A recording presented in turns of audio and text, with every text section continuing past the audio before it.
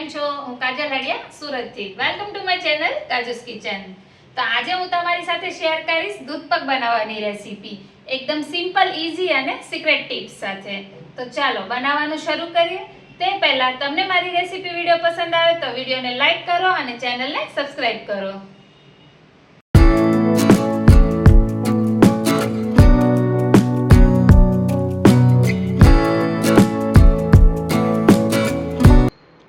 અહીંયા મેં 1.5 લીટર દૂધ લીધું છે. તો 1.5 લીટર દૂધ સામે 1.5 ચમચી ચોખા લેવાના છે. 1.5 ચમચી જ લેવાનું છે. અગર 2 લીટર દૂધ હોય તો 2 ચમચી ચોખા લેવાના છે. આ મારી 1.5 ચમચી ચોખા થયા. દૂધ સામે ચોખા લેવાના છે. ચમચી મુજબ લેવાનું છે માપ. તો છે ને એકદમ પરફેક્ટ માપ. હવે આ ચોખાને 5 મિનિટ માટે પલાળી દઈએ. આ રીતે પલાળવાથી એ દૂધમાં જલ્દીથી ચડી જશે. અને જો તમારે થોડા વધારે પ્રમાણમાં ચોખા નાખવા હોય તો લઈ શકો છો. તો હવે દૂધ પાક બનાવવાનું શરૂ કરીએ.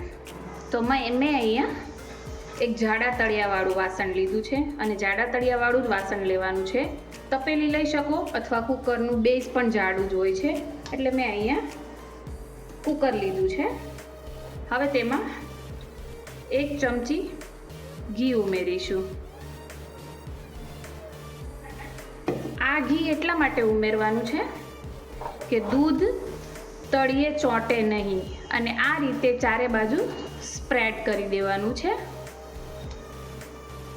છે ને એકદમ નવી ટ્રીક.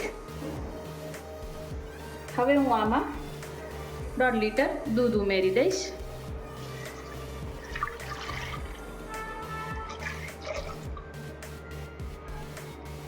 અને ગેસની ફ્લેમ ફૂલ રાખવાની છે, એટલા માટે કે આપણે એક બોઇલ આવવા દેવાની છે. એક બોઇલ આવી જાય પછી આપણે આગળની પ્રોસેસ કરીશું.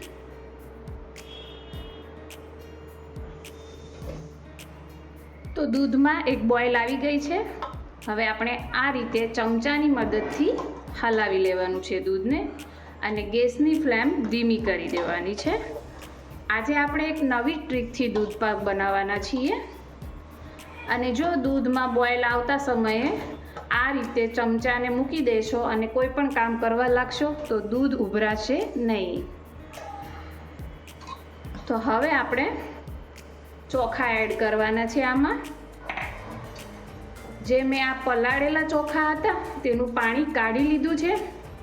હવે આપણે આમાં 1/2 ચમચી જેટલું ઘી ઉમેરવાનું છે,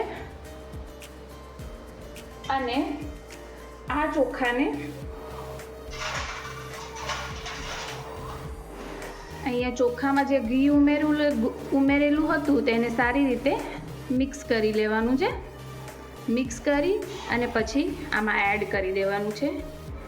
ઘી એટલા માટે ઉમેરવામાં આવે છે ચોખામાં કે ચોખા સારી રીતે છૂટા પડી જાય અને એકદમ સરસ રીતે ચડી જાય, એટલા માટે તેને ઉપર કોટ કરવામાં આવે છે. હવે આ બધી વસ્તુને આપણે મિક્સ કરી લઈશું. એકદમ સરસ રીતે હલાવી દઈશું.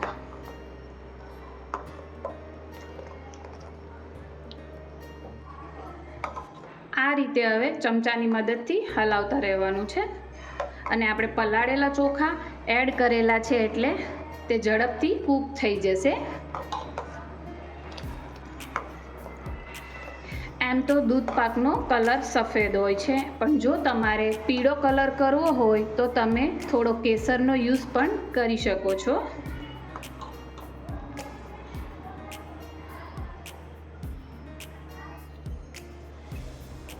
તો તમે લોકો જુઓ દૂધ કેટલું સરસ રીતે ઉકળી રહ્યું છે અને ઘટ પણ થવા લાગ્યું છે. અને હવે આપણે આમાં રહેલા ચોખાના દાણાને ચેક કરી લઈએ કે દાણા ચોખા ચડી ગયા છે કે નહીં. તો તમે જોઈ શકો છો એકદમ સરસ રીતે મેશ થાય છે. અને આ ગેસની ફ્લેમ ધીમી જ રાખવાની છે. હવે આપણે તેમાં ખાંડ ઉમેરવાની છે. ખાંડ તમારે સ્વાદ મુજબ ઉમેરવાની છે. તમારે કઈ ટાઈપનો સ્વાદ જોઈએ છે. હું અહીંયા અડધો કપ ખાંડ ઉમેરું છું અને બધું જ બરાબર મિક્સ કરી લઉં છું.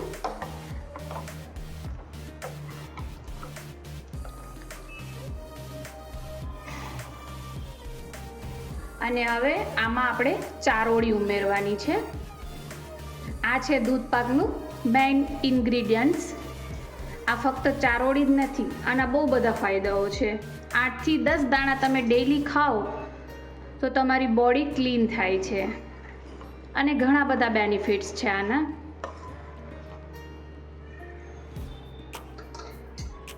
પછી તેમાં કાજુ ઉમેરી દઈશ, બદામ ઉમેરીશ અને આ ટાઈપનો મિક્સ મસાલો જે માર્કેટમાં તમને સહેલાઈથી મળી રહે છે. અને બધી જ વસ્તુને બરાબર મિક્સ કરી લઈશ અને 5 મિનિટ માટે ઉકળવા દઈશ, જેથી ચારોળી એકદમ સરસ રીતે ચડી જાય. આ છે મિલ્ક પાવડર. મિલ્ક પાવડરમાં આપણે થોડું એવું દૂધ ઉમેરી સારી રીતે મિક્સ કરી લેવાનું છે કે તેમાં કોઈ ગાંઠા રહે નહીં.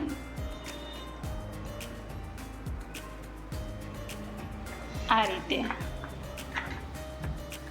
આ એટલા માટે ઉમેરવાનું છે દૂધમાં કે દૂધને લાંબા સમય માટે ઉકાળવું પડે નહીં અને ઝડપથી એકદમ ઘટ બની જાય.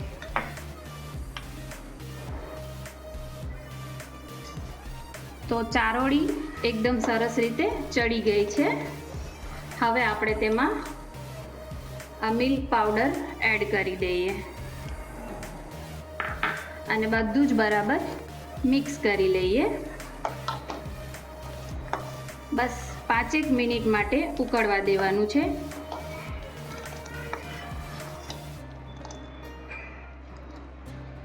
તો આપણો દૂધ પાક બનીને તૈયાર છે, તમે જોઈ શકો છો.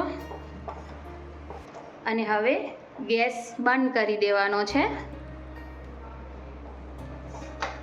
ગેસ બંધ કરી દીધા પછી જ આમાં જાયફળનો પાવડર ઉમેરવાનો છે.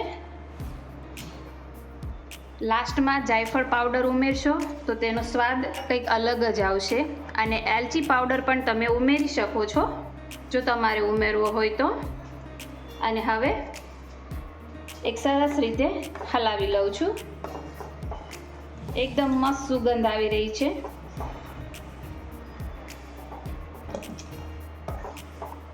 તો તૈયાર છે આપણો દૂધ પાક. જુઓ, આ દૂધ પાકને હું એક અલગ વાસણમાં કાઢી લઉં છું.